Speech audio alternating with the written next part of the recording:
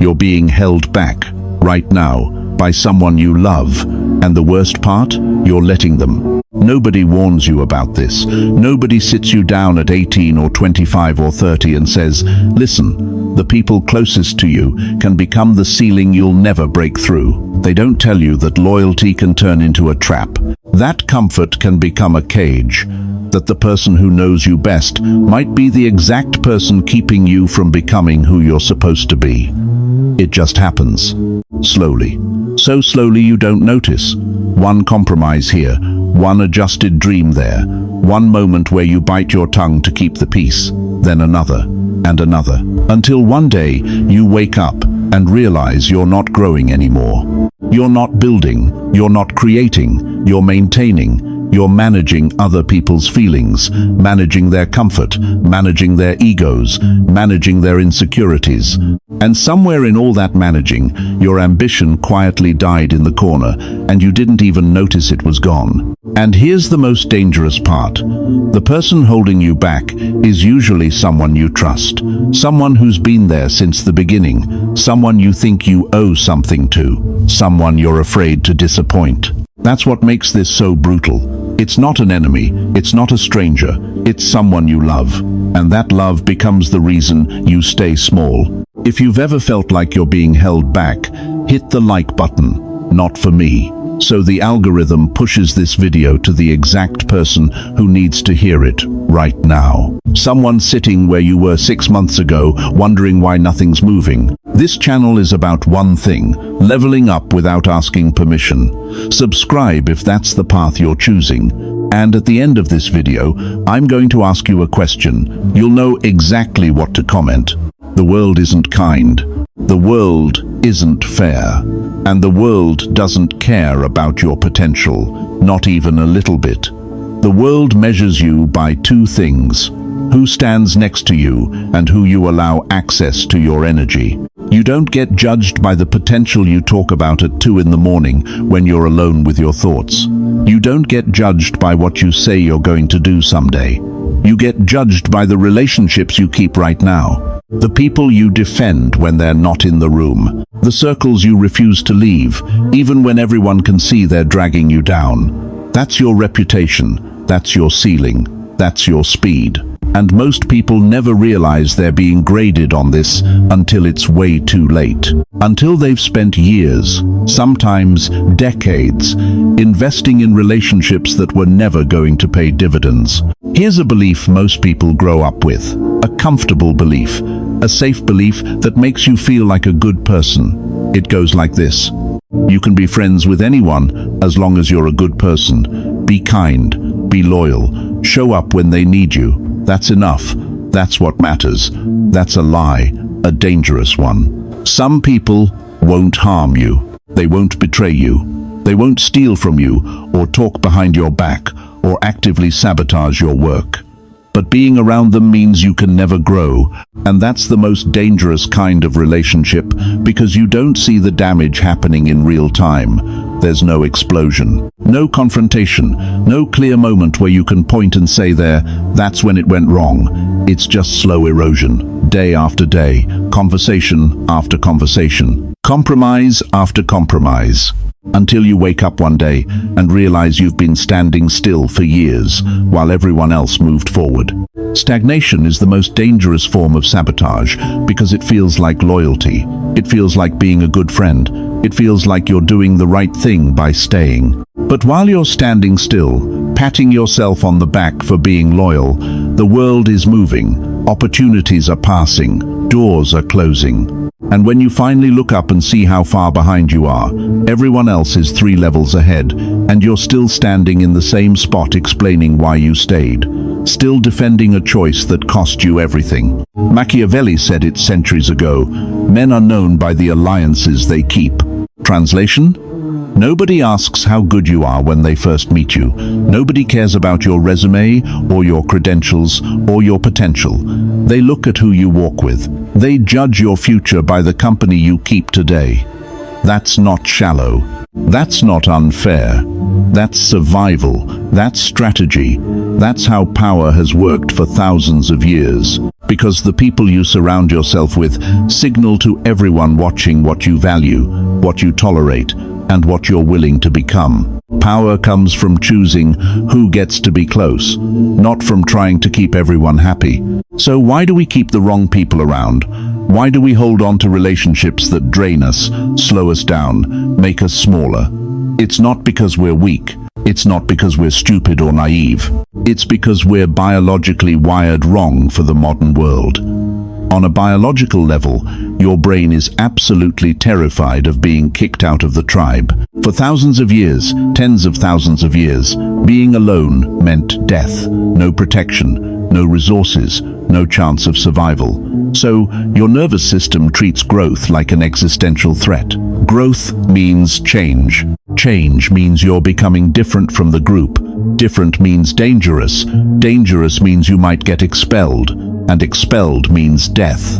That's why leveling up feels so uncomfortable. Why ambition feels lonely. Why, the moment you start wanting more, your body physically screams at you to slow down, fit back in, stop making waves.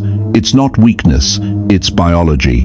Your brain is trying to save your life, using rules that are 10,000 years out of date. But there's a second layer, a social layer that's even harder to escape.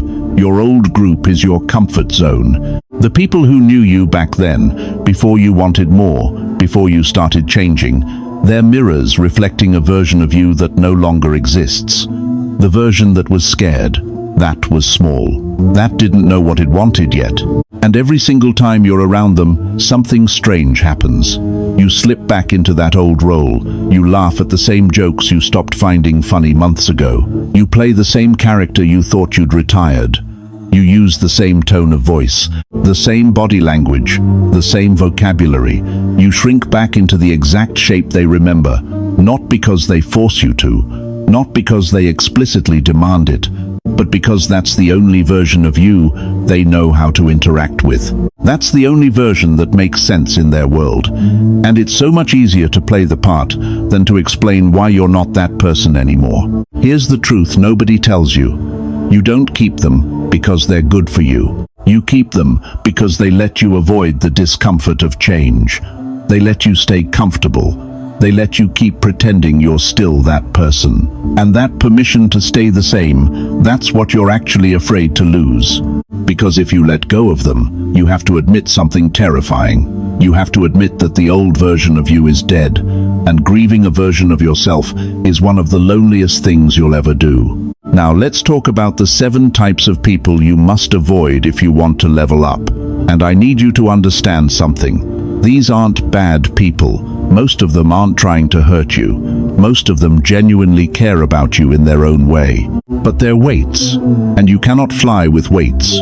Type 1. The person who jokes away your ambition. This person loves you. They really do. But the moment you say you want something big, something that requires you to become someone you're not yet, they laugh. Not a supportive laugh, not an encouraging laugh, a dismissive one. They tease. They call you cute. They say things like, okay, calm down, or let's be realistic here, or you've been watching too many motivational videos. They frame your dreams as naive, as unrealistic, as something you'll grow out of once you get a little older and a little wiser and realize how the world really works. They don't destroy your ambition outright. They don't sit you down and tell you to give up. They do something more subtle and more effective. They make you embarrassed for having ambition in the first place. And that's enough. Because shame is quieter than failure, and it works so much faster. You stop sharing your goals. You stop dreaming out loud. You keep your ambition locked inside, where it's safe from their jokes and their teasing and their dismissive little comments. And eventually, if you stay around them long enough, you stop dreaming at all. Because ambition needs oxygen. It needs to be spoken. It needs to be shared. It needs to exist in the world. And if every single time you let it out, someone laughs at it, you learn to keep it inside until it suffocates.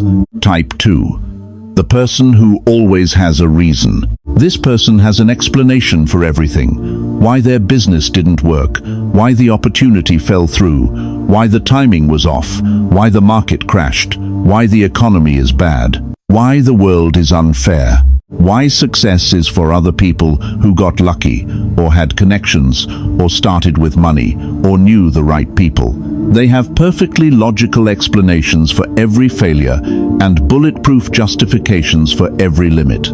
And if you stay close to them long enough, something insidious happens. You start speaking their language. You stop talking about what you're going to do and start talking about why it's hard. You stop focusing on action and start focusing on obstacles. You become fluent in reasons instead of results. Every opportunity that comes your way gets immediately filtered through everything that could go wrong. Every idea you have gets buried under all the reasons it didn't work for someone else. This person doesn't need to actively talk you out of trying. They don't need to convince you to give up. They just need to model what giving up sounds like. And if you hear it enough, if you're exposed to it day after day, it starts sounding less like excuses and more like wisdom. You think that's bad? Wait. Those first two slow you down. They make growth harder. They add friction to the process. But the next three don't just slow you down. They actively pull you under. They don't make the climb steeper. They convince you to stop climbing altogether. Type 3. The person who drags every conversation down. Every single conversation is a complaint. Every topic somehow turns into drama. Every interaction is about what's wrong, who's to blame, who said what, why nothing ever works, why everyone else has it easier. They don't have bad days, they have bad lives. And they need you to live there with them. Because misery doesn't just love company. Misery needs witnesses. Misery needs validation. You cannot grow in that environment. You cannot think clearly. You cannot build anything meaningful because every single ounce of energy you have is being spent managing their emotional weather, listening to their problems, validating their feelings, reassuring them that yes, the world is unfair, and yes, people are terrible, and yes, nothing ever works out. You finish a conversation with them and you're not inspired. You're not motivated. You're not fired up. You're exhausted. You're drained, like you just carried something incredibly heavy up a steep hill and got absolutely nothing for the effort. And here's the thing, they don't even realize they're doing it. To them, this is just venting. This is just being real. This is just being honest about how hard life is. Stay around them long enough, and it becomes how your life is too. You start seeing problems instead of possibilities. You start focusing on what's wrong instead of what could be right. You stop being the person trying to climb. You become the person explaining why climbing is impossible. Type 4. The person who only shows up when they need something. This one's easy to spot, but incredibly hard to cut off. They disappear for weeks, sometimes months. Complete radio silence. You don't hear from them. They don't check in. They don't respond to your messages. Then suddenly, out of absolutely nowhere, they're texting, calling, being friendly, acting like no time has passed, asking how you've been. And within 2 minutes, sometimes less, the ask comes. Can you help me with this thing? Do you know anyone who can? Can I borrow? Can you cover? Can you introduce me? Can you do me this one favor? And the moment you give them exactly what they want, they vanish again. Gone. Back to silence. It's a one-way relationship. You're not a friend. You're a resource. You're a vending machine they visit when they're hungry. And every single time you show up for them, every time you drop what you're doing to help, you're training them to see you as exactly that. But it goes deeper than that.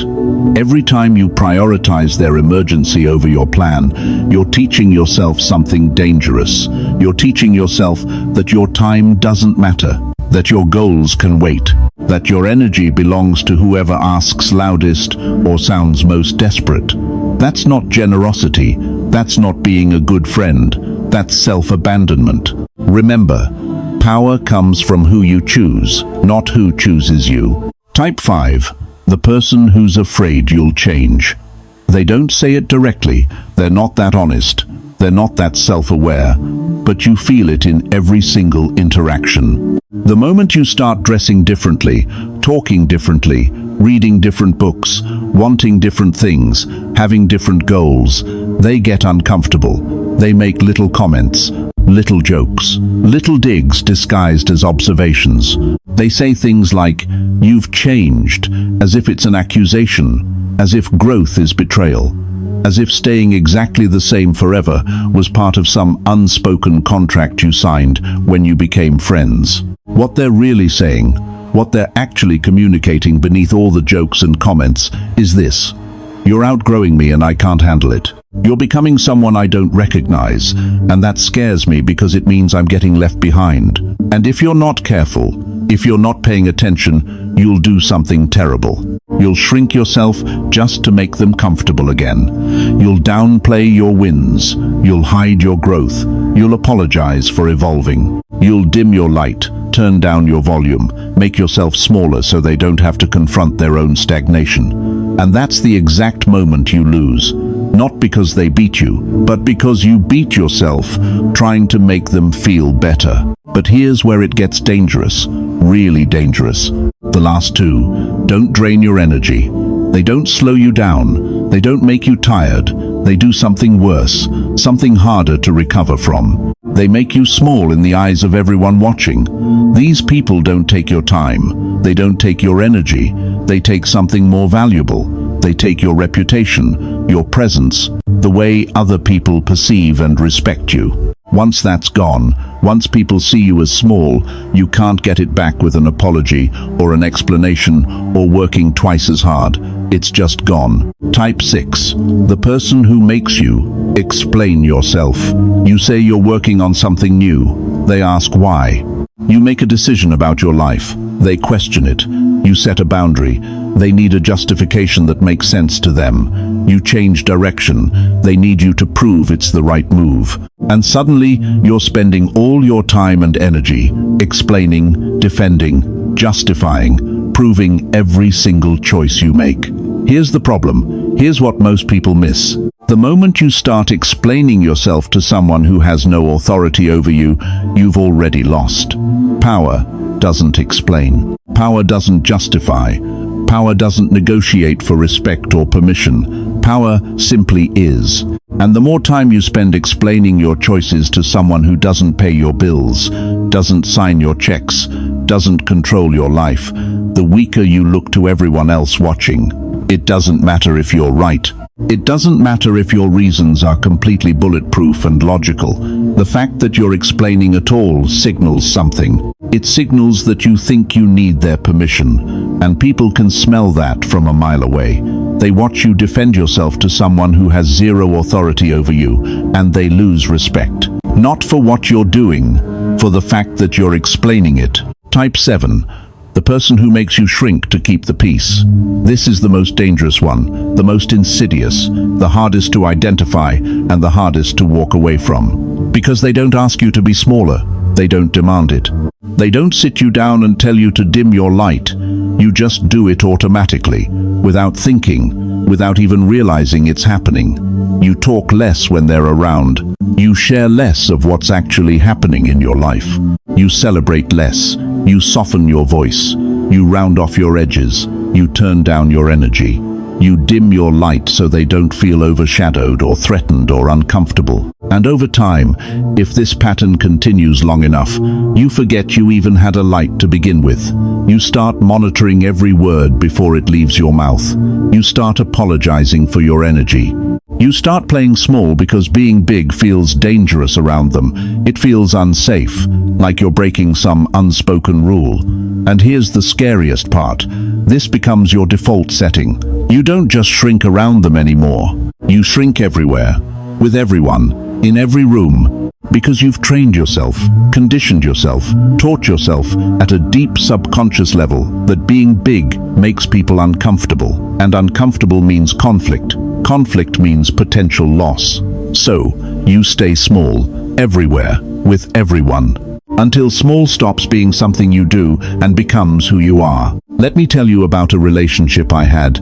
There was no betrayal, no screaming match, no dramatic falling out, just quiet erosion. I remember sitting across from them at a coffee shop on a Tuesday afternoon. I just closed a deal I was genuinely proud of, something I'd been working on for months, something that represented a real level up for me. And I felt my mouth start to form the words, start to share the news. I felt the excitement building, and then something happened. It stopped mid-sentence, because I knew exactly what would happen if I said it. I knew their energy would shift. I knew their smile would tighten just a little bit. I knew their eyes would go somewhere else for a split second before coming back. I knew they'd say congratulations in a voice that didn't quite match the word. So I said nothing. I smiled. I sipped my coffee. I asked about their day instead, and I felt something inside me go quiet, like a light switching off, like a part of me just gave up. That happened 3 more times over the next 2 months. 3 more moments where I had to choose between sharing my actual life and keeping the peace, between being myself and making them comfortable. And every single time I chose peace. I chose their comfort. Until one day, I realized something that changed everything. I wasn't keeping the peace, I was keeping them comfortable, and the cost was me. So I stopped showing up. No announcement, no explanation. No long conversation about boundaries or growth or needing space. I just became busy, unavailable, distant, and eventually gone. I didn't leave because I hated them. I left because the role I had to play around them no longer fit. The mask was too tight, the character was too small, and I was exhausted from pretending to still be that person just so they didn't have to deal with the discomfort of meeting the new one. Here's what most people miss, what most people fundamentally don't understand about this process. This isn't about social skills. This isn't about being cold or ruthless or cutting people off because they had one bad day or said one wrong thing. This is about something so much deeper. This is about a rite of passage. This is about the price of transformation. Nobody levels up without losing people. Nobody. That's the cost. That's the initiation. That's the test that separates people who talk about growth from people who actually live it. And the question isn't whether you'll lose people along the way. The question is this: will you lose them, or will you lose yourself? Because one of those 2 things has to happen. You can keep the old circle and stay small. You can preserve every relationship and abandon your potential. Or you can outgrow the circle and step into the next version of yourself. But you cannot do both. That's not how it works. That's not how transformation works. Maturity isn't learning how to keep everyone happy. Maturity is learning who's actually worth keeping. So how do you leave? How do you actually exit these relationships without creating drama or burning bridges or making everything harder than it needs to be? You don't announce it. You don't explain it. You don't make a big speech about growth or boundaries or needing space to become who you're meant to be. You just become unavailable, busier, quieter, less accessible. You stop returning every text immediately. You stop showing up to every event. You stop being the person they expect you to be. You stop playing the role. And here's the most important part. You don't go back. Not for nostalgia, not for guilt, not because they reach out asking what happened, not because mutual friends try to mediate. You don't go back. Silence is the most powerful exit you can make. It's clean, it's final, and it requires 0 explanation. One more time, because this is important. Power is about who you let close. That's it. That's the entire game. This channel is not for everyone. And I'm not saying that to sound exclusive or cool or edgy.